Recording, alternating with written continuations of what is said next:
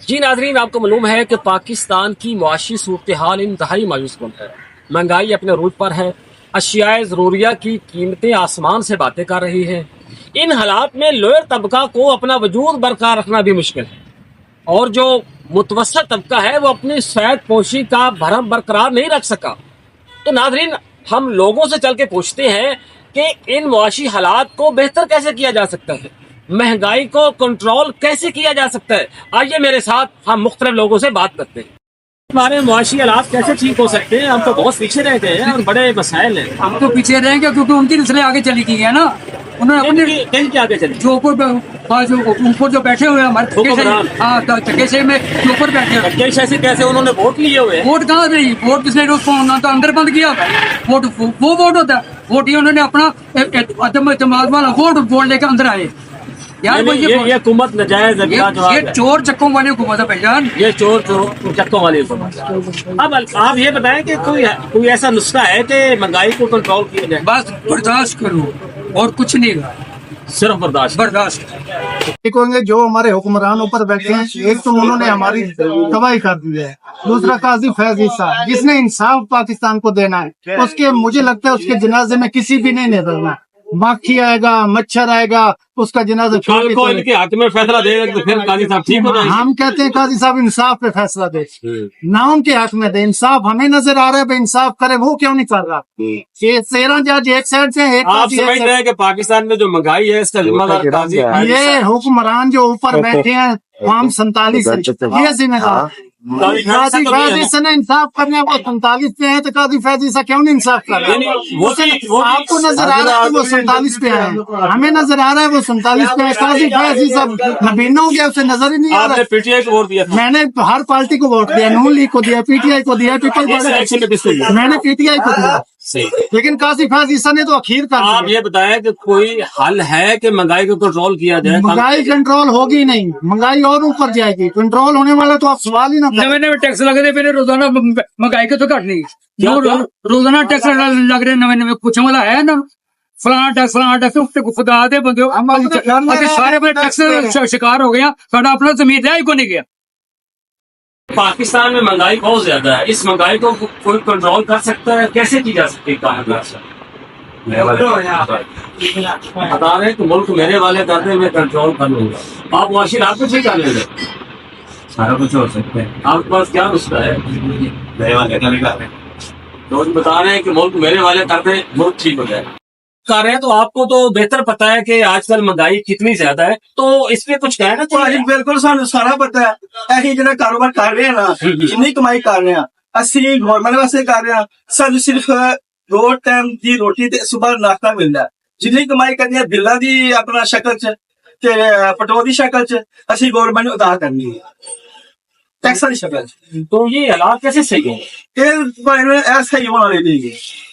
ਸਾਨੂੰ ਨਵਾਜ਼ ਸ਼ਰੀਫ ਦਾ ਤੱਕਾ ਸੀ ਕਿ ऐसा ही करेगा। नवाज शरीफ जगह आ गए शहबाज शरीफ। यानी आप ये समझ रहे हैं कि नवाज शरीफ और शहबाज में दोनों में फर्क है? बिल्कुल फर्क है। नवाज शरीफ जरा ना वो जानता है, मुल्क चलाना जानता है। शहबाज शरीफ वास्ता रोकनी है।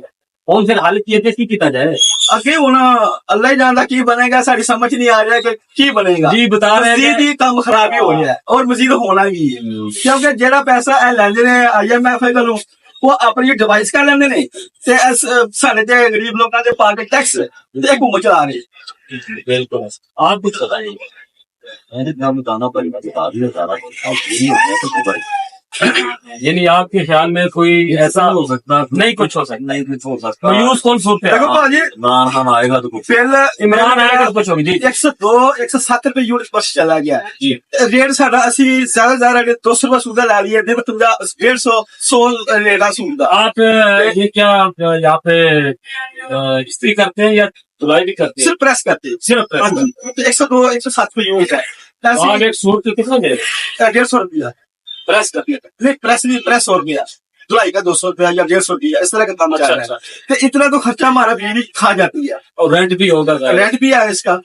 इसलिए मैं कह रहा हूँ ना, जो हम कमाते हैं ना सिर्फ खाना खाते ये जो लोग हमारे ऊपर हुकूमत कर रहे हैं, ये हालात को ठीक नहीं कर नहीं कर सकते, इनके ये बस का नहीं रोक कर- नहीं। इनके बस का रोग नहीं बिल्कुल है, नहीं। ये हालात को ठीक नहीं कर सकते, महंगाई को कंट्रोल नहीं कर सकते। आइए नाज़रीन, हम और भी कुछ लोगों से बात करें। मुल्क है किधर जा रहा है, इसके हालात कैसे बेहतर हो सकते हैं?